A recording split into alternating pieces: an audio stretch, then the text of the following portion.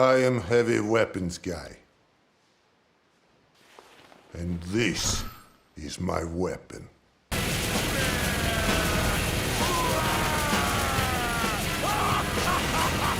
In this video, I'm going to show you how to be better than Elon Musk in Path of Exile 2.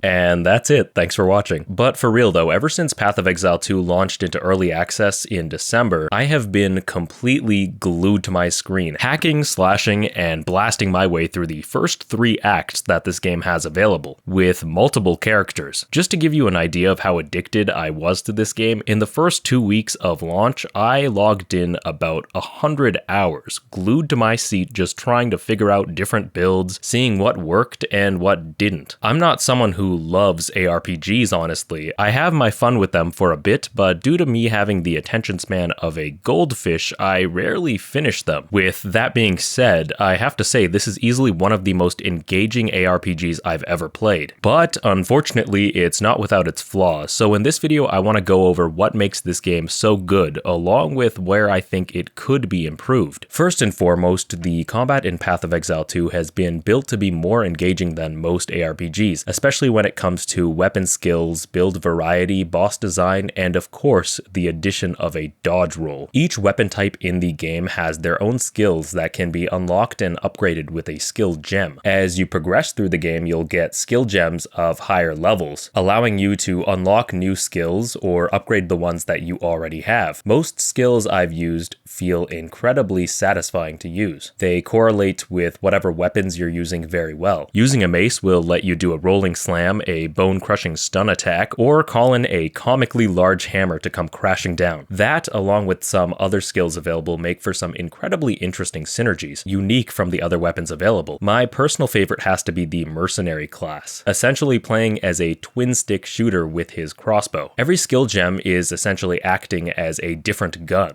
There's a machine gun, a shotgun, a sniper, grenades, and a ton more. They feel like they shouldn't belong in a game like this, but it feels so fun to play. Playing through the latest update with the Huntress class feels like a drastic departure from the classes that I've played so far, with a mix of ranged and melee skills along with elemental attack. It feels like there should be a lot of possible builds for this class, which is awesome. The early game in most ARPGs can be kinda boring, but Path of Exile 2 gives us a constant influx of skill gems and support gems to modify and upgrade our abilities. Creating new synergies between skills and gear is exciting throughout the game. The passive tree in this game is where you spend your points when you level up, and it is a massive web of possibilities, allowing a ton of freedom in how you get to spec out your character. Each boss has its own unique identity, moveset, resistances, and damage types. I hate to compare the game to Dark Souls as it's kind of a meme at this point, but when a game includes a dodge roll and requires one to learn the attack patterns of a boss, it's hard not to. And honestly, that's not a bad thing as it adds to the challenge of each boss. And at times, it can force us to switch up our strategy, changing gear, respecking, or just leveling up more. All serve to make this game feel less of a mindless slog. While it's still in early access, the 3 acts that we have so far are amazing, except we have to complete them again in cruel difficulty in order to get to the end game, which can get kind of repetitive when you want to build out multiple characters. The story is serviceable enough to make me engage throughout it, and I'm excited to see where they'll take it once it's completed. Now, while all of these things make the game truly amazing, there's still a lot of issues, in my opinion, that hold this game back. Keep in mind, though, that this is coming from someone who's new to the franchise and pretty much new to the genre as a whole. My biggest issue right now has since been worsened by the latest update. Most build options have been nerfed severely, and in my playthrough as a Amazon, I've really only used 2 moves that were effective out of like over 20, that being the lightning spear and the rake abilities. I was hopeful that this would change as I played through more of the game, but from what I've seen in the end game, the lightning spear is what most people land on. That isn't to say that you can't find or make a unique build for yourself though. It just might not be totally optimal, and to me that's okay. I think another issue that was exacerbated by the latest update is just the damage output of most of these mobs and bosses. I'm not sure if it's the resistances or armor being completely useless, but no matter what I do, I find myself getting one-shot pretty often, which can feel unfair.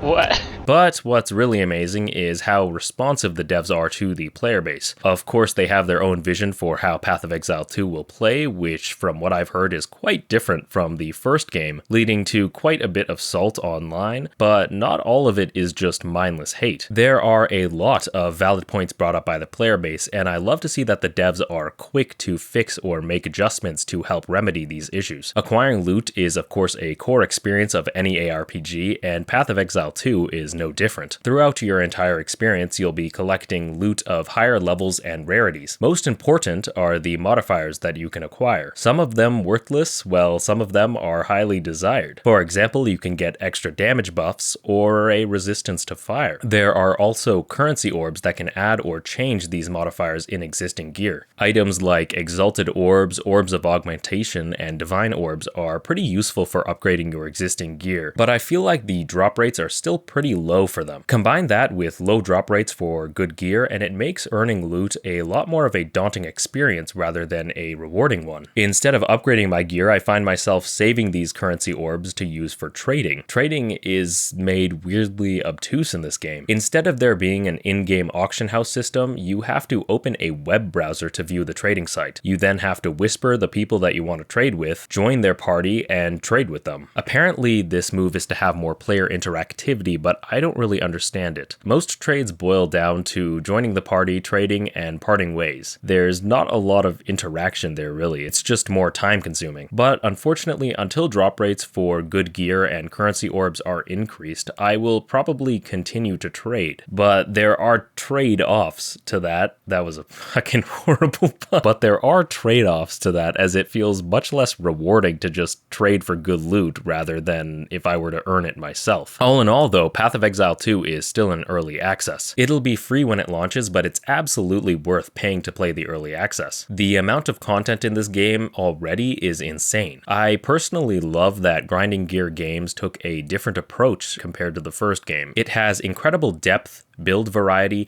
and the moment-to-moment gameplay is fantastic. The boss fights are engaging, and the graphics and sound design are immersive. Despite some of the issues me and a lot of players have with the game in its current state, it seems that grinding gear games are committed to responding to player feedback in a meaningful way. I, for one, am excited to see what the future of this game will hold. And that's about all I have to say about this game. But as always, I'd love to know what you all think. Let me know how your experience with this game is, or if you prefer a different ARPG, I'd love to try a different game in the genre.